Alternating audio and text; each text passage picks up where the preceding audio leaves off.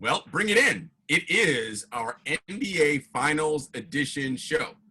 I am not Henry. Henry is on assignment. I always want to say that whenever like the main person is here. They're on assignment. I actually have no idea what Henry is, but I assume that's what I do, and he's on assignment. Okay, see, there we go. You nailed it.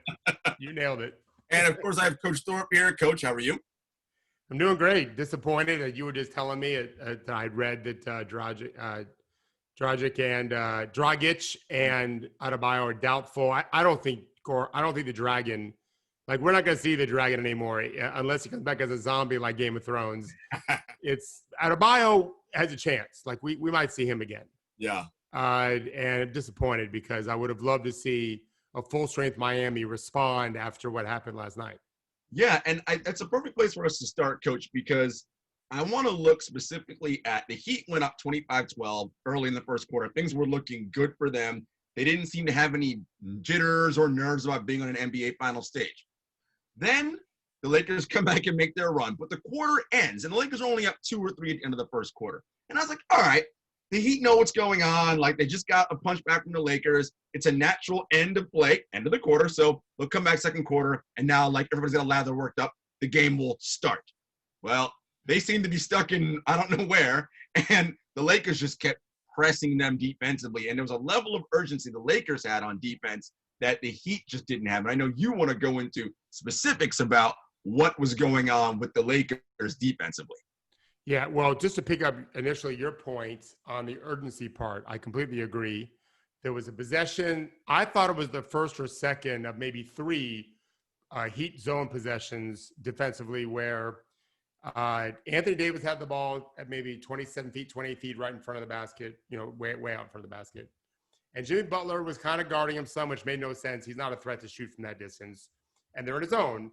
And then he swung the ball to Danny Green, and Jimmy Butler kind of, he kind of ran over there. And there was the KCP was in the corner, and he maybe a little concerned about that. Crowder was kind of guarding both guys too, but no one was guarding Danny Green, who's a much bigger threat of the 3, and he made it. And then I contrast that with LeBron, like, chasing guys like Tyler Hero. Caruso was unbelievable last night defensively. All the Lakers, especially when the game when everyone got lathered up, as I like to say, they were racing to their contests and then sticking with their guy. And that alone accounts for a lot. Like, you wouldn't think you would need to get NBA players in the NBA finals to reach that level. And by pressing a button, you'd think they'd do it automatically, but human nature just isn't that way. And there's reasons when we'll probably talk about why the Heat may have been on their heels a little bit, but the Lakers were not. And I'll get to that. But yeah, so to me, here was the biggest change in the game, because early on, the Heat were blitzing at LA with their pick and rolls. The Dragic, is it Dragic or Dragic? Yep, you're right, Dragic. Adebayo pick and roll was like second to the Murray Jokic pick and roll. Okay, in terms of effectiveness, whatever. Very, very good, and it got better in the seeding games especially. And they were killing the LA. Dwight Howard was flailing in the first 6 minutes. And so what you have to do when you drop, which is what they want to do, is drop their coverage, leave their big guy back. They definitely will switch some too. You always mix it up a little bit, like a pitcher doesn't just throw fastballs. But the Lakers' fastball is to drop their big and pick and roll, because they've got 3 of them. McGee didn't even play last night, but they have 2 others that did, Dwight and AD, that you want around the rim. And what you have to do, though, Jarod, is you have to do what we call kind of a cat and mouse sit as big men. I've spent a lot of time with big guys in this, and it's hard to teach. And there's a talent to it. And what I mean by that is, so the guard with the ball is using the ball screen. And when you're in drop coverage and you're guarding a guy that's a threat to shoot, which Miami's guys are, then you got to go over the top of the screen. So you're chasing him into, in a sense, the big guy waiting, like into the spider's web, so to speak. And so, but if the big guy commits, let's say Dwight Howard early on, commits too early to the guard penetrating, then you give up the roll, which is the lob, and Bam Adebayo can jump to 13 feet. And that's a problem. If you commit too late, well, the guard gets a layup in the foul because the guard defensively chasing him can't recover in time. And so the cat and mouse, the guessing game, for those that are listening, I'm going back and forth in my head. I know you can't see it. you have to keep them guessing a little bit. What that does, hopefully, is to slow them down some, which allows for the defensive guard going over the top of the screen to get back into the play, so to speak. We use the terminology stay connected. We want them to stay connected as best as possible without fouling. So when they took Dwight out and Davis started doing it, two things happened. Davis was better, and Dwight got better later. And also, it's very clear to me that Vogel in the timeout said, we've got to get more help, and it depends on where the help will come from, strong side or weak side. Strong side's where the ball is. Weak side, the other side is different based on how they're lining up in personnel. But he clearly said we've got to get more help from their guys guarding shooters and then just race out when they pass out. And I remember one play in particular, LeBron did a phenomenal job of covering a lot of ground, helping, and then racing back, recovering it to give up a three.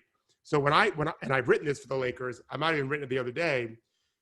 So McGee, Dwight Howard, Anthony Davis have elite level speed for their positions at 5'4". LeBron has elite level defensive speed at 4'3", which is mostly a 4 now, right? Mm-hmm. KCP is elite level speed as a wing. Yep. Caruso, pretty close to elite level speed as a wing, also as a guard. Rondo's not slow. That is more than most teams, right? And so they've got big guys inside who can chase out. Mm-hmm. And then they have all these wings that are got size. And it's a problem for teams. You just don't earn easy shots easily. And they know what they're doing. And that's the other thing. And this is why I tweeted this last night. You can't argue with, maybe I wrote this. Vogel has these guys prepared to guard. They identify as a defensive team, as a physical team, yep. but to discount their strategic and mental abilities is a mistake. Absolutely. Because they are thinking the game at a high level, and it's why they're now 13-3 with really no easy opponents. Portland, that Portland team in the 8 seed is a 4 seed if Nurkic plays all year. So they had a hell of a route to get here. And that's the last thing I'll say before we get into whatever you'll do is I felt like last night was something I forgot that I tweeted this. Someone just reminded me of it. A couple of rounds ago, I tweeted that watching Eastern. Remember when there was games every day, all day in the playoffs, right? I'm watching all of them as you are, and I felt like watching the Eastern Conference was watching JV basketball, good JV basketball, right. compared to very good varsity basketball. And I'd forgotten that I tweeted it. And so last night it looked like JV is varsity. Someone tweeted that to me. I repeated and I agreed. And then I was reminded that I actually tweeted that a few weeks ago, or maybe a month ago, because that's what it looked like to me. The Lakers having survived Portland, Houston, Denver. And in all 3 games, all 3 series, especially because they lost the first 2 game 1, and the third one with game 3, up 2-1, series isn't over. Like, you have to win game 4. Yeah. So they had to raise their level of play, and the level they had to get to, in my opinion, is higher than anything Miami was forced to do in their series, which, of course, the Boston one was the most competitive of the 3. So this is why I'm upset of the injuries now, because I think Miami, after seeing what LA did, that urgency and that physicalness, I think they would respond well, but now they're going to be short at least 1, if not 2, all-star level players, because Dragic was an all-star level player for them in the seeding games. And you mentioned it's a problem. The Lakers defense, and Vogel has said all year, everybody's asking who the third star on the Lakers is. Is it Kuzma? Is it this person? Is it that person? And Vogel's consistently said it's our defense. The defense is our third star. And you saw it last night, a level of which they ramped up to. And, you have the Bucks were the number 1 defensive efficiency team. Celtics were a very good defensive team. But none of those numbers do what the Lakers did physically in person last night. Like, the Bucks don't defend like that, and the Celtics don't defend like that. And those are the 2 teams, obviously, that the Heat most recently played. There is a level of connectivity, and coaches, you always talk about this, playing on a string, which is how the Heat have been playing defensively, except for last night. And the Lakers look really in sync. And to your point, Coach, communicating, knowing where everyone has to be at all times. And on the Heat side, I don't know what actually was going on there. They played only a couple possessions of zones, but they didn't fight over the top of screens. They weren't urgent enough. And when you're in a zone, and you know this, Coach, if you're a half beat late or you turn left when you should be turned a little bit it's half a second, and LeBron's going to whip a pass cross court, do whatever. And he dissected it all night, like literally carved them up because they just weren't connected for whatever reason. I don't know why. They just weren't. So, yeah, I mean, your assessment is very, very good. Did you ever watch golf? I know you're a swim coach, but did you ever watch golf when Tiger was killing it? Yeah. So there was always this feeling of, and I never missed a Tiger round. I loved it. Yeah. When Tiger was playing for a championship on Sunday, you just kind of knew the guy he was going to play with wasn't going to have his best game. Nope. The other guys might, because they may see him on the leaderboard, but they're not playing with him. And I felt like last night, that's the Heat were a little bit like, oh, fuck, we got LeBron and AD. Yeah. Like, I love Jason Tatum. He's a marvelous talent, better than I projected a year ago. He ain't LeBron or AD, for sure. There's never been anyone like either guy. At what AD does, he's the best of all time. I've never seen a player that can do all that he does at his size on both ends in the history of the game. And the final part of that is his disposition to dominate is like never before, right? And this is where I think Vogel's done a great job. I've given in the past credit to Scotty Brooks when the Thunder were hot, right? When they were winning lots of games for years with Harden, and then the year they didn't have Harden. I watched every game that year. Scotty Brooks always kind of started and ended his press conferences with the idea of defense. It was very much an identity for them. And they finished third that year in defense in the league. I think the Spurs might have been one. They guarded and they scored at will. And they were third at blowing. They didn't play a lot of fourth quarters. So they might have been first for the first three quarters. And I really give the coaches credit for that. Vogel's established that all year. It is their identity. And we've talked about this on our show a lot, Jarod, where AD and LeBron a year ago were already talking about challenging each other, more than a year ago, to bring that level of defense. And I think LeBron has pushed AD into a level we've never seen before in the history of the NBA, given all that he has. And I think AD has held LeBron accountable the way he needs to be held accountable. No one else could, except for maybe Dwayne, and LeBron was younger. Mm-hmm. And so what we're seeing is a team that got a couple of days rest and I just have gone through tougher opponents, and that physicality and that size. So that's the other thing too, is I wrestled once in my life and it was not fun. To wrestle these gigantic men there's a tax to that. And so I don't think that's why Heat guys got injured. I could be wrong. I'm not a doctor, but there is a tax to having to play these gigantic men who are playing so hard. And I don't think the Heat got worn out in the second quarter. It's too early. But mentally, they were defeated. And LA shot better than normal. But let's remember. Yeah. Right. But let's remember this. I wrote this in our pregame piece yesterday. In their 3 losses going into last night, they were 22 of 98 from 3. In their 12 wins, they shot 38%. A big number. I have it written down somewhere what the total number was, but it was a big, big number. So big that I actually recounted last night because I thought maybe I added wrong. Like, how are they taking so many threes? But they did. So last night they shot 39.5%. And I realized they missed a lot late. I get it. They were shooting better. But 11 of 17 in the first half, 6-7%. Yeah, so you got to hang around. Like, remember when I tweeted, we talked about this when the Rockets were like 17 of 33 from 3, and I tweeted, like, who's beating this team when they're making half their threes? Right. The Lakers won that game. Yeah, right. Because they hung around until the Rockets couldn't make any more shots.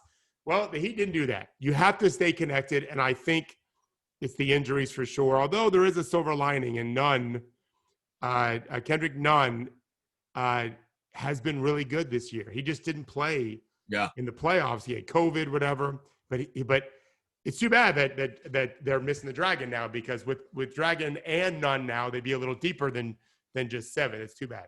Well, you touched on AD, and I want to get to some of the questions that some of our viewers had. So the Heat went to small ball to match the Lakers small ball.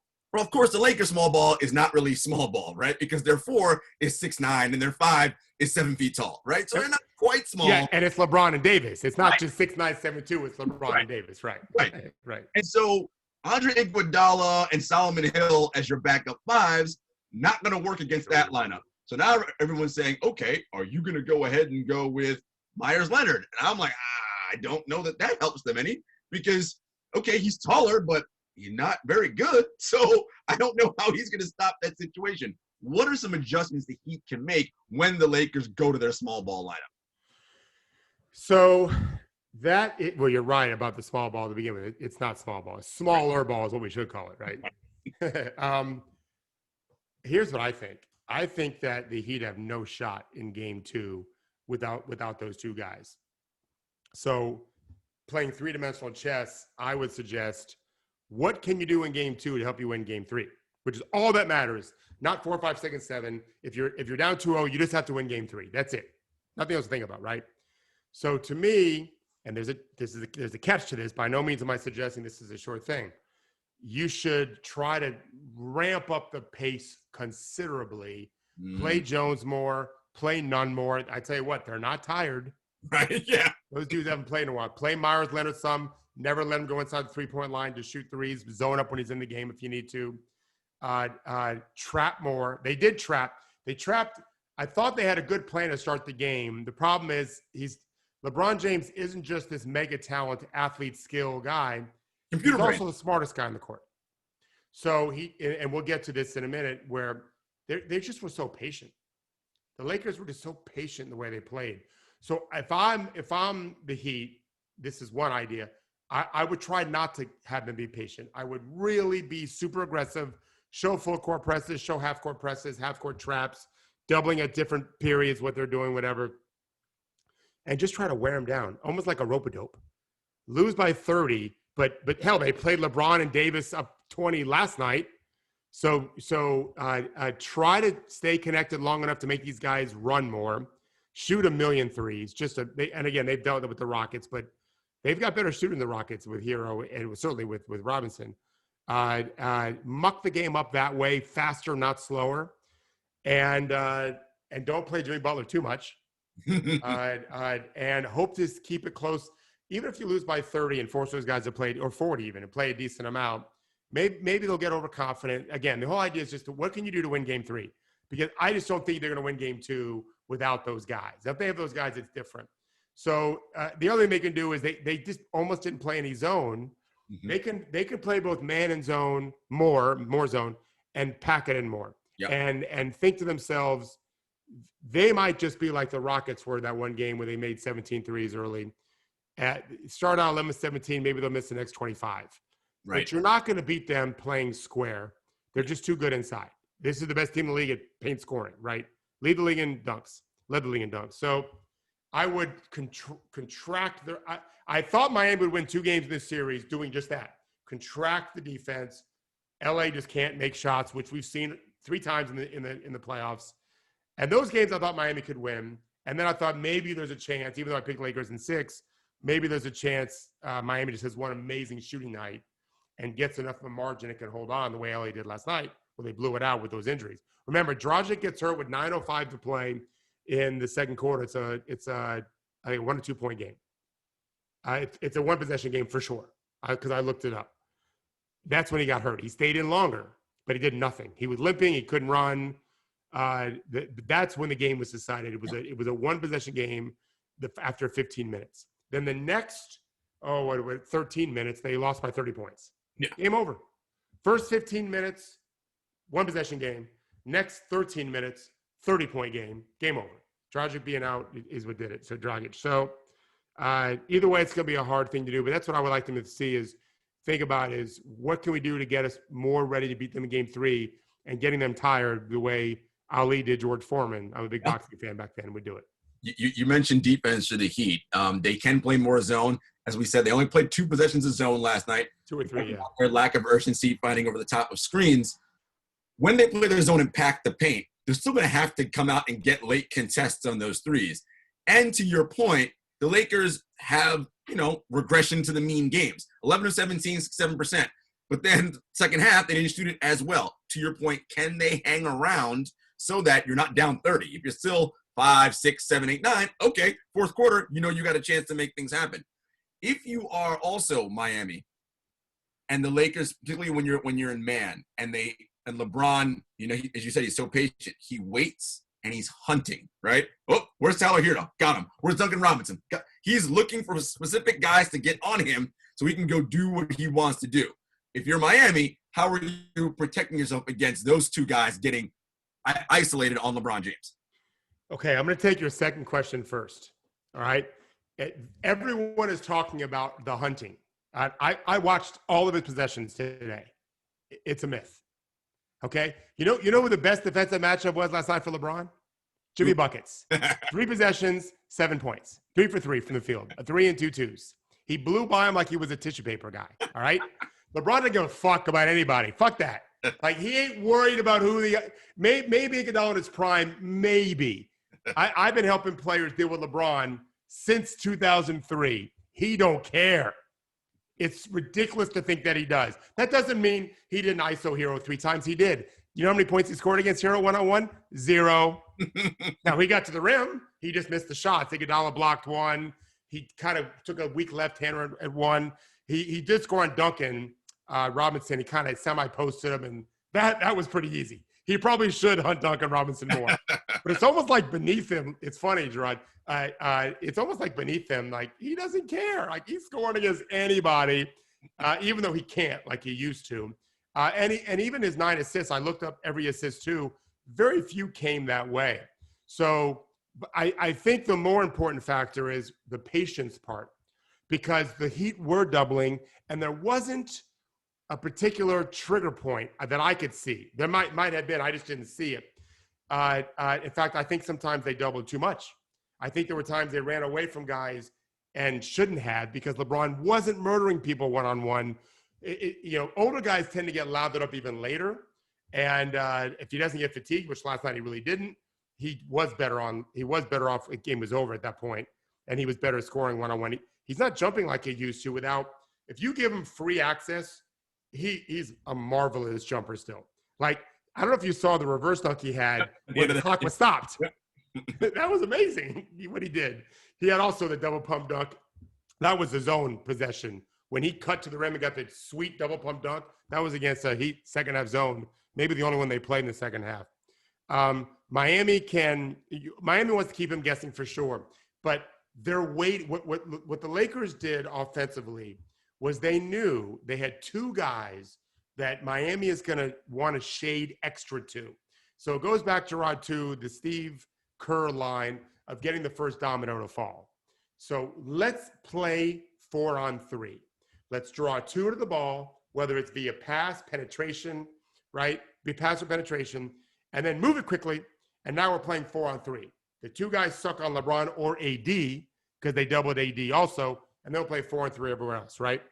So they just let that play out a lot. And that's a mature team. That's a team that understands we don't have to force the issue all the time. And they like to play fast. LA loves to play fast. Not super speed, but fast enough. They're trying to take advantage of early post-ups and run-outs, whatever. That's the experience of we have the advantage on our side. So this is the flaw in my strategy. There's many flaws in my strategy of the three-dimensional, let's wear them down. One of them is when you have the weaker team, talent-wise, you tend to want less possessions, right? You want to shorten the game, which is why there's a 24-second clock. Because if there wasn't a 24-second clock, you would see weaker teams do the old, what do they call it? Four corners. Yep. Dean Smith. The Dean Smith, Phil Ford 4 corners. And nobody would watch the game ever, and players would make $11 a game. So, but the idea is the weaker team wants to shorten the game. If you double a lot, if you press more, if you take more risks that way, and you create more possessions for sure, especially offensively, if you're looking to shoot quickly, you get more possessions, and you'd think LA in theory has an advantage. They have an advantage anyway. To me, they're going to lose no matter what. So you might as well try to screw the game up that way and maybe wear them down a little bit. The other thing I want to address is I didn't finish it before about the Lakers defense. Mm-hmm. The guards following the screens, okay, and pick and roll for the Lakers after the first 6 minutes, they were like bloodhounds. They were like except the bloodhounds that are pit bulls. So they were on their offensive players' ankles, hands in passing lanes. There was a couple of steals where it looked like Miami had a play at the rim. And between the baseline help from guys like LeBron and guards like Caruso and KCP getting their hands on balls from in the pocket passes, they were eating those balls up, eating them up. And again, that goes to their identity. That really goes to, we came out flat thinking about offense. We forgot about where we hang our hat. And that's where the game was won. They dominated the game defensively. You asked two questions, and one of them was about the Heat's defense. Do you remember what you asked me? I gave you such a long-winded answer. I know, but your answers are great. I do with something you just said. Yeah. About the Lakers guards, KCP, Rondo, Caruso specifically, even Danny Green, and he's a veteran. Yeah. Their ability to fight over the top of screens and chase. We've talked about a long time how much the Heat grind, and that I feel like we did that so much we overlooked. No, the Lakers are actually way better at that. Right, exactly right. Way better on defense. Way better, just way better. Yeah, I think that's exactly right. They just have better personnel, more experience. Let's flip it though, right? Because I've been saying that the Heat offense has been the best executed system in the playoffs in terms of just executing what they're doing, separate from results. Especially late in games too. They've been excellent. Yeah, right. And if you miss shots, you miss shots, but they're executing well. But what we have glossed over, and we've only mentioned a couple of times in writing as well as in our shows, Jarod, where the Lakers are running stuff. This is not Giannis basketball. This is there was a play. It was 40. I want to say it was like 44-37. And Tyler Hero makes back-to-back threes, including the one that banked in the corner. Yep. Right. So it's a 1-point game. I think I'm right when it's a 1-point game, 44-43. And I think Lakers call timeout, and Vogel runs a nice little action where Danny Green cuts through and then gets there's a double screening action, and the double screen for the ball handler. Then there's a second screen for Danny Green. And Duncan Robinson chases him over the top of the screen, which is the proper thing to do. If you go under, he definitely has a three, and it's an easier three. And I don't think Duncan chased like people would chase if it was him. And he should have. And he ran out there. He didn't race. The urgency wasn't there. Danny Green strokes. That's a tough three. That just isn't such an easy shot. Boom. All of a sudden, there's a 4-point lead again. And they never got closer, I think, than that. I think that was the one shot that once they were down one late in the second, it never happened again. That's credit to the Lakers. They're just not playing hero ball. If they know you're going to double, they'll space out, wait for the double. If they're not, excuse me, they'll play around. They'll run actions weak side, right? They'll set different screens, and you just can't mail in your defense and rely on talent. You have to be focused. And I don't think Spoelstra did that with LeBron as well 10 years ago. I think the Lakers running better stuff now. And it's not just LeBron, coach, as you mentioned, with the patience. AD is doing the same thing. Yeah. Actually waiting for the double to come and then being like, oh, okay, cool. Now we know. Being here we go. Open shot. And it's incredible. I see my buddy Jamal Murphy asked a question. Are the Lakers a better defensive team than Boston? Yes. Does he mean Boston back in the day? No, he means this year's Boston. Yes, they are. Well, because I know. There's no question they are. I know where he's coming from with this question. Boston has those stretches, and they had those stretches where they look like, oh my God, if they could do that for 48 minutes, they're an elite defensive team. Where Jaylen Brown strips you every time you grab the ball, Tatum's locking you down. They can do it and smart. They can do it for stretches. They're not nearly as connected as the Lakers are, and that's why Miami was able to dissect them late in the game. They're not as big. They're not as fast. They can't protect the rim as well, though Tice is a good shot blocker. He ain't what the Lakers have. AD is their third string center. He's their best shot blocker. Of course, he starts at power forward. The Lakers, what we always used to say is you can't take away the paint and the three. Nope. I first started coaching in 87. That was the year national high school rules allowed 3-point shooting. So I've only known how to coach in that environment, except for, college fraternity days. There were no threes. And it's just hard to do both. So what do you need? You need rim protectors, like the Lakers have, 3 of them. McGee didn't even play last night. McGee would have played if he was on Miami's team. And then you need speed to close out shooters. You also need the disposition to defend and race and all that too. So they have all that. And yeah, it's to my eyes, they've been the best defense in the league, and they were top 3, top 4 all year. So the metrics support my eyes. But yeah, when they want to clamp you down, and this is something I think I've said this once before, but our dear loving partner and friend Henry called me after the Portland won game 1, and it's like midnight. This is back when they were doubleheaders, whatever. That was a later game. He called me and said, "I'm sitting right where I am right now. I was watching the game actually again on the computer screen." He's like, he had you would think he'd be doing cartwheels right in the Abbott house. He said, very droll voice, like, "All right, tell me why my team's got no shot." So I did. I said, if my memory serves, I think the Lakers went like 5 of 32 from 3 that game. I said, y'all earned it. Congratulations. But there's no comparison here between the better team. And then the Lakers devastated Portland's offense. And think about, like, Miami's offense isn't better than Portland's when Portland was rolling with Nurkic as the pinch post passer. Right. And then Dame and CJ and Carmelo actually playing pretty well. Like, that was a hell of an offense, and they got eviscerated. Same as Houston.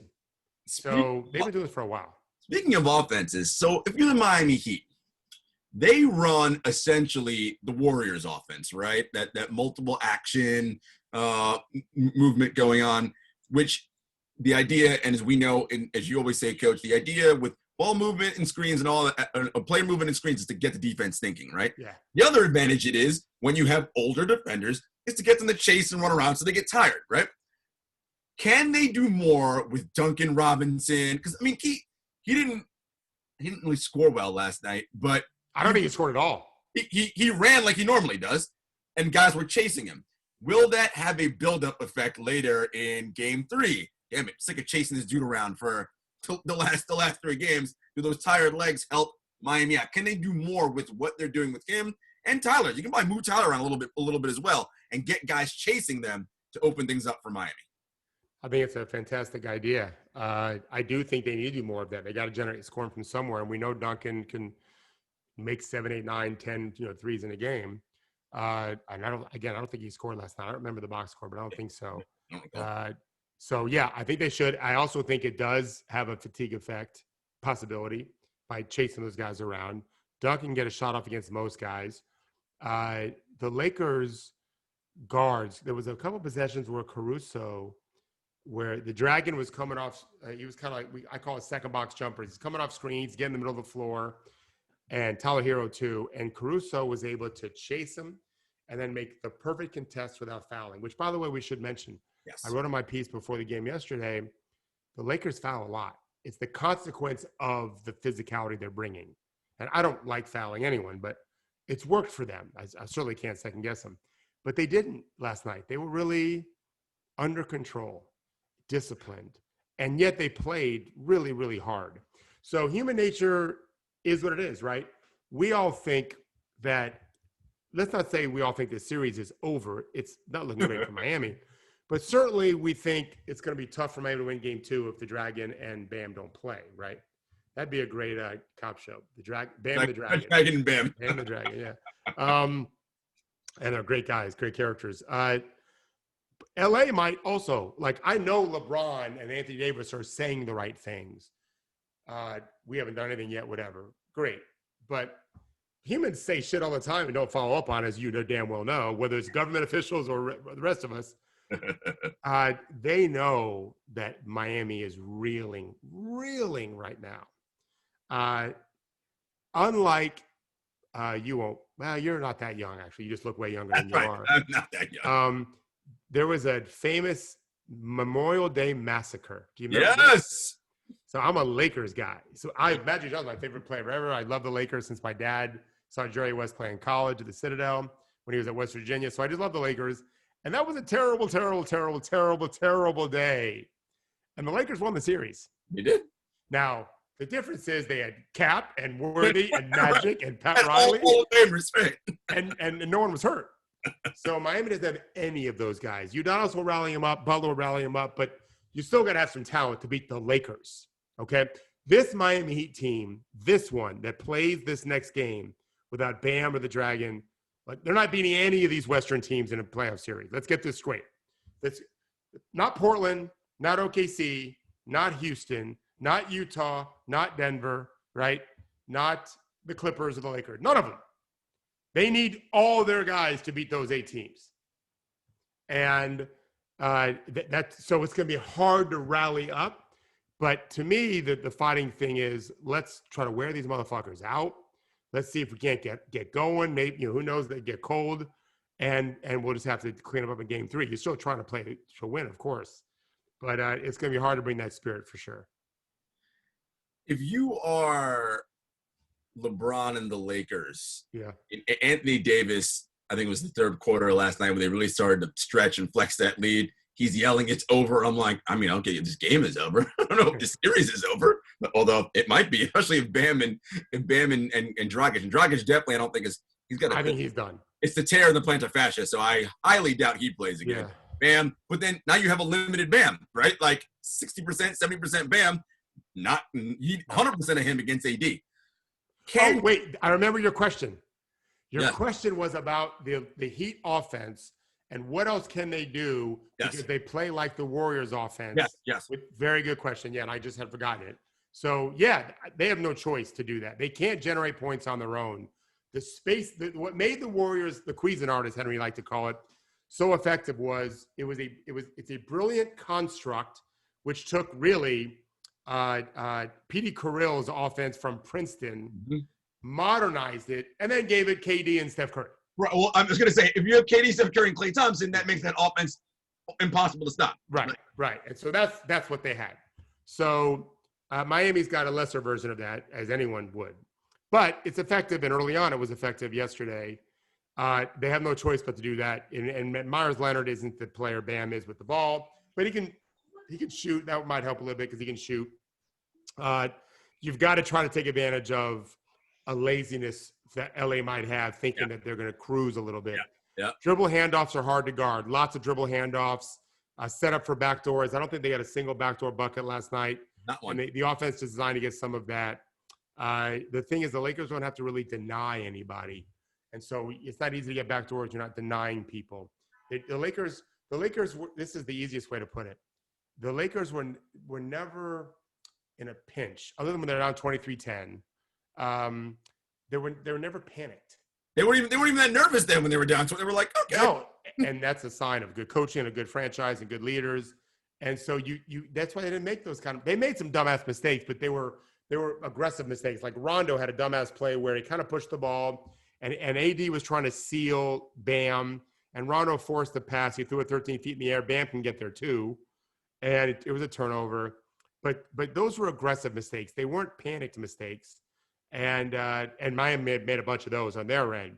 The hope would be by speeding the game up if they took my idea and trapped more intelligently. And don't just trap LeBron. In fact, I would argue maybe that's the one guy you don't trap. Yeah. Trap the other guys when they get the ball. They may not be so patient. You might get blitz doing it. But if you can just get LeBron and AD running a bunch, you're hoping to wear them down for game 3. That to me, the rope-a-dope. That's what I would call it. The rope-a-dope to try to live to get them fatigued for late in game 3 if Bam does recover. What is his injury even being called? It is, I believe, it's same side of his body, shoulder strain. Is okay. Where it's at. So when he got pinched in that one play with, All right. So Randy's asking, Randy, we spoke about this earlier. Jarod mentioned that LeBron's picking and choosing who he wants to ISO. And yes, he did do that some for sure. Not that I didn't even see him do anything. People, if Tyler here was guarding you, they just ran into the screen with LeBron and got the switch. And by the way, Miami doesn't have to switch that. But LeBron mostly isn't doing that, Randy. He thinks he can score against anyone. Like if Michael Jordan was playing for the Heat at a 30-year-old, LeBron would be no problem going against him. And his best matchup last night was Jimmy Butler at 7 points on 3 possessions in ISO. So he's not worried about that. Tyler Hero's fine. He competes hard. He's not slow. Duncan Robinson's fine. He's freaking tall, 6'8". He competes hard. That he isn't the issue. The issue is the Lakers pulverize you in the paint, and they're relentless doing it, and then they shot great. No one's beating them when they do that, especially when they defend like they did, right? Yeah. And the Heat shot poorly. Like all these things are why there was a blowout. The next game, if we looked at it like the Heat were healthy, I don't think those things all happen again the same. When do we ever see that, where every game's the same? It's interesting. You're correct. Every game is not the same. Number two, the NBA basketball is jazz. That's why. Shout out to Coach Thorpe's book. If the NBA really had a successful bubble, right? It was you and I, Henry, we were all nervous about it. We're like, oh, we don't know. Yeah. And now to have the injuries at this stage, like, is the worst thing ever. It's like, come on, like all we need is like 2 more weeks. Nobody gets hurt, and we're okay. But I wanted to bring in my buddy Jamal Murphy, who I know is a big-time basketball fan. Sometimes I call him a Brad Stevens lover. He's like, he loves the Celtics. But no, I know we were talking about this, he and I, because we're in a bunch of group chats, and it's like, we do this thing. I think this could happen, but then it's like, I can't bet against LeBron, right? It's like, you use all these like things in your brain, and then it's like, yeah, but it's LeBron. I can't do it. Anyway, Murph, I know you got some questions for Coach. The reason I'll just go back to the Boston when I was talking about the defense. The reason I asked that question, I felt like they played such great defense during the playoffs, and it was like, and there's a particular play I wanted to get your is this common, where one of the Boston games, a shot's in the air, Kemba is caught boxing out, a big. Yeah. And in mid shot in the air, Smart takes over for him, takes over the box out. And, Kemba goes to another player. And I've never really seen defense that connected. I mean, is that a common thing? Oh, no, it's not common. He's Marcus Smart's first team all defense. Brad Stevens, one of the best coaches in the world. They're playing for a championship in the NBA. Hell no, that's not common. I will say that this is a personal thing. My son was a high school senior last year, but we played mostly post-grad teams who should have 20, 21-year-olds. And he was 18. And there was a couple games where we played, 6'10", big dudes that are looking 21 to me. And we played plenty of zone and pressed or whatever. And he would go in there and try to box out we'd went 175 pounds, maybe 6'3", 175, maybe. And it's the right play. I've always taught there's a player I coached years ago named Nick Kalathis, who's one of the best players in Europe. He's a very good NBA player. He just makes more money in Europe and whatever. Michigan? No, I played at Florida. Florida. Yeah, played at Florida. He was a McDonald's All-American. Right. He's the best at that. I learned more just watching Nick play. He was a natural at just, hey, I'm gonna get in body on someone. He's also 6'5". But Smart replacing Kemba, no, it definitely happens. But I'll never forget this story, Jamal. Thank you. I'll be telling this story for 10 years. And I want to find it. I don't know if you remember what game it was, but I would try to find it on tape because it is exactly what's supposed to happen. To me, and this goes to a little bit different idea, but the game used to be 5 games of one-on-one in many respects because of the illegal defensive rules. And now it's 1 game of 5-on-5. And that's all inclusive to include what you just said, especially if Boston's playing a zone. I love that Kemba started out boxing out a big. Thank you, Kemba, because he's the smallest dude on the court always. Right. So that tells you something about Kemba, heart of a lion, right? And then Marcus Smart realizing, we're in trouble here. Why don't you go over there? And it's happening live. Right. It was the shots in the air. Right. The ball's in the air. It's incredible. The smartest defensive switch I've ever seen in my life, and I refer to this as a defensive switch, it's a rebounding switch, was I had never seen this before. Henry knows this. Draymond Green was guarding a corner guy. and his man makes a hard cut off the player with the ball in the post. So he's 3 feet from the basket. And as Draymond's following his man, Steph is guarding the post. He just like throws Steph out of the way to guard the guy with the ball. The guy with the ball was so surprised, he didn't take advantage of it. Like for a moment, no one was guarding him.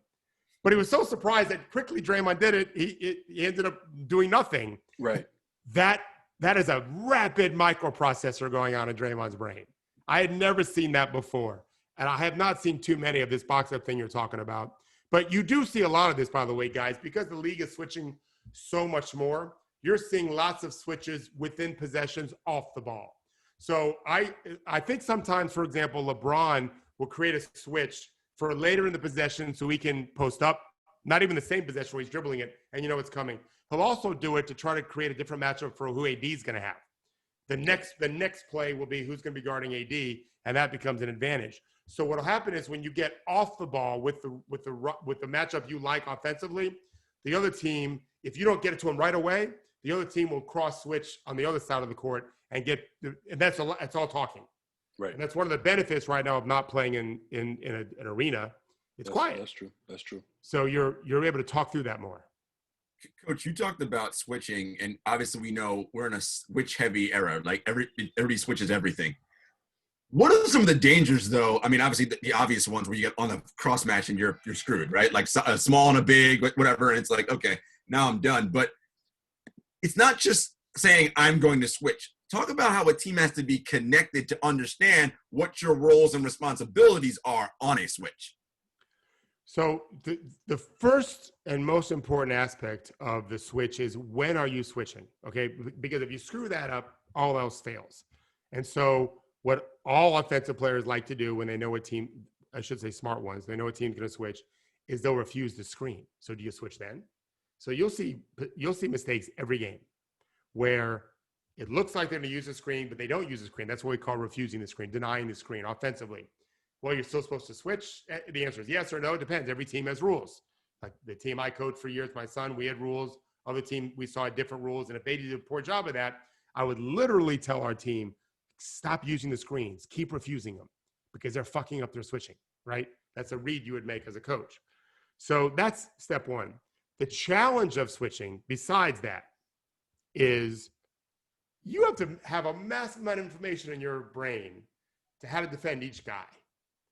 Right? It's easier when I prepare players. I have a player overseas has a big game this weekend. We had a big game the other day, for example, and I'm prepping him up, but he knew he's only guarding 3 or 4 guys.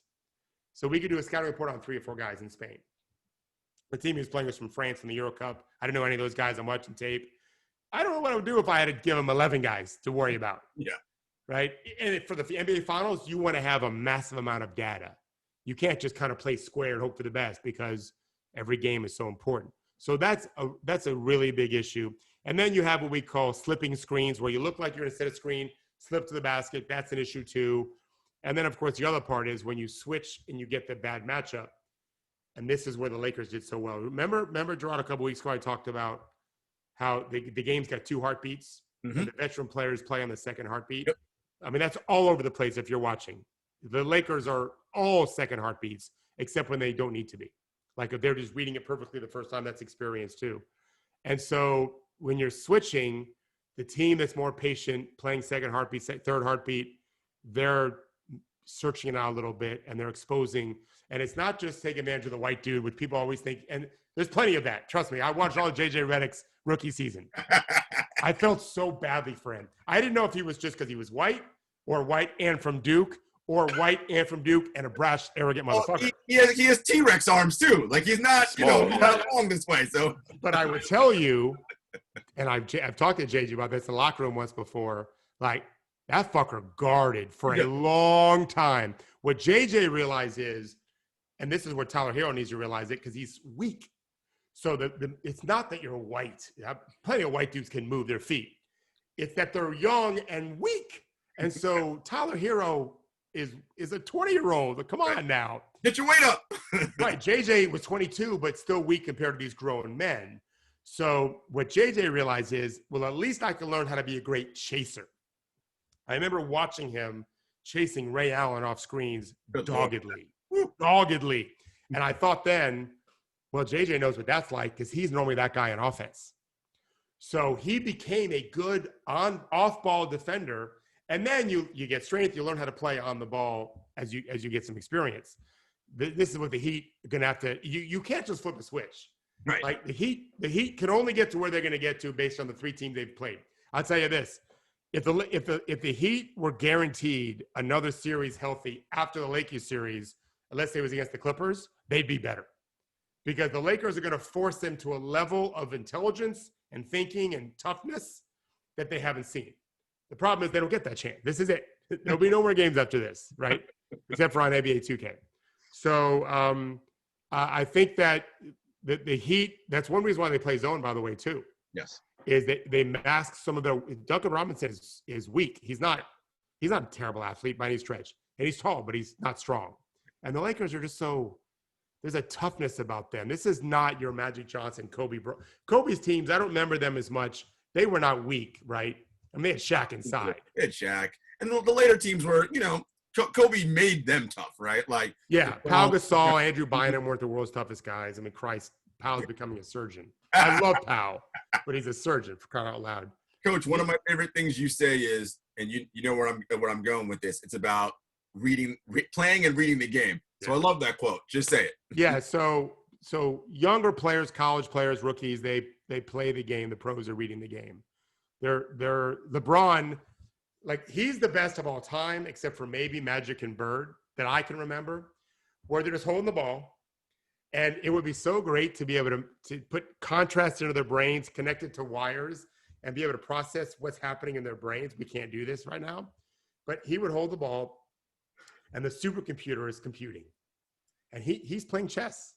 Like, I'm telling you, he's playing chess. And he did it last night a few times where he finally drives. He doesn't see where he's throwing the ball to because there's a massive bodies in the paint.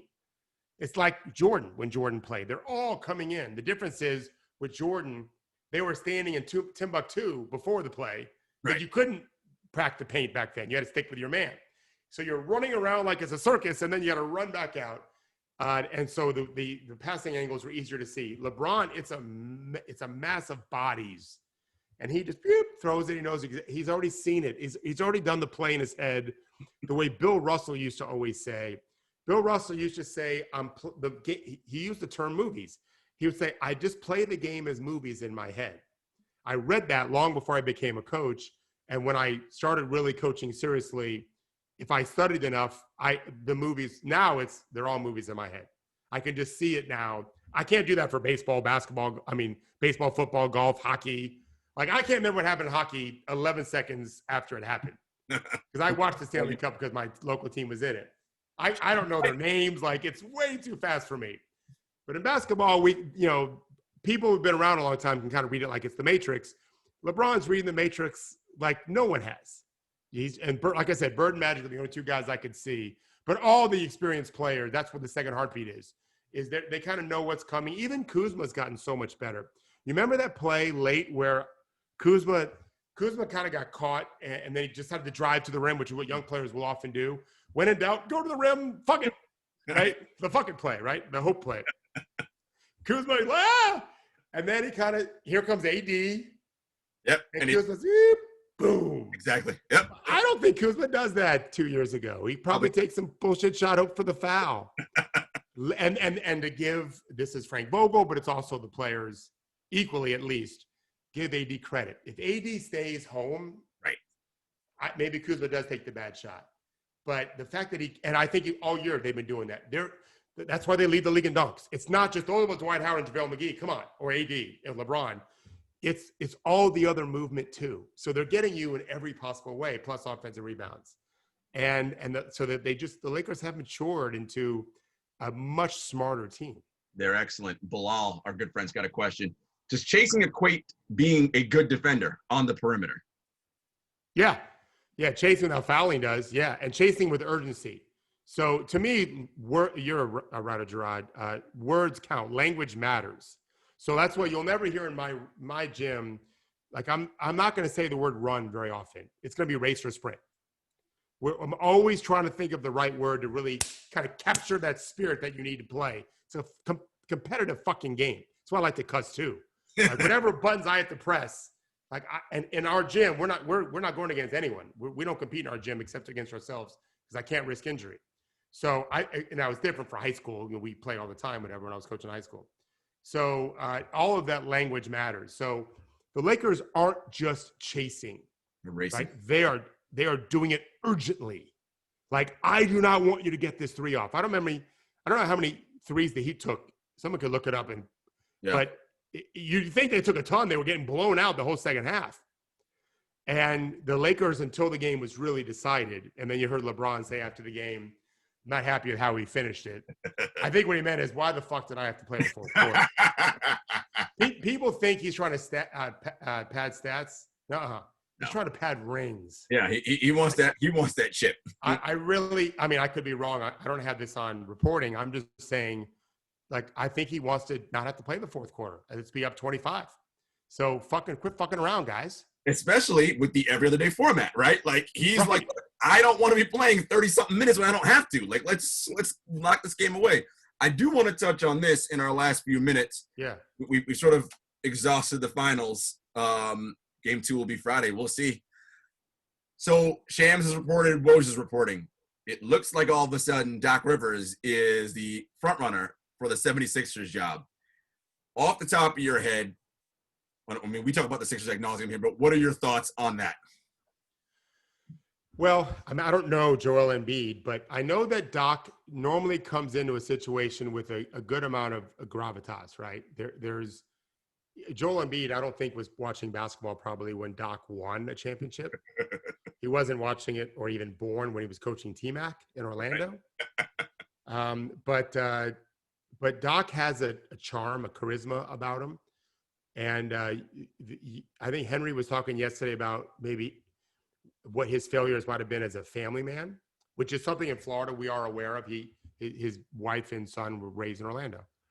But as a coach, he's liked and respected, certainly initially, especially. And I think he's actually gotten better now that he's not a GM anymore. Mm-hmm. I don't blame him. Again, Jarod, I think you and I would have picked the Clippers win a championship. I did pick them in October, same as you. But nothing made me. You too, Jamal? Yep. Yes. Yeah, nothing made me change my mind during the regular season until the break hit.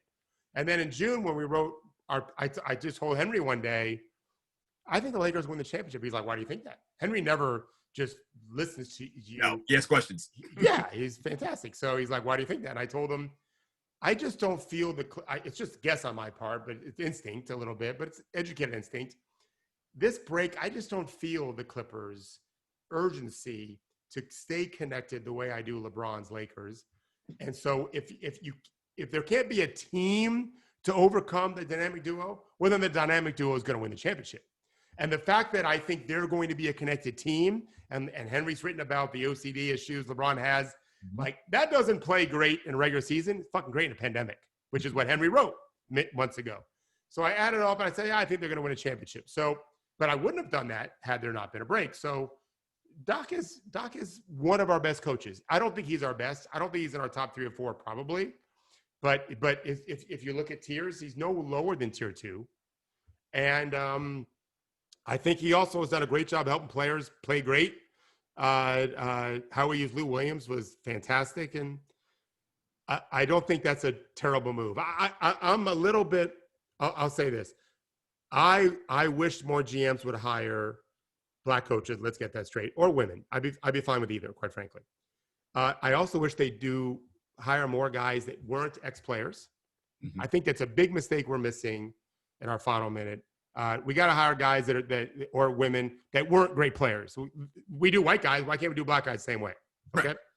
Right. Or if we're going to hire guys that were former players, we should hire some assistants more than we do.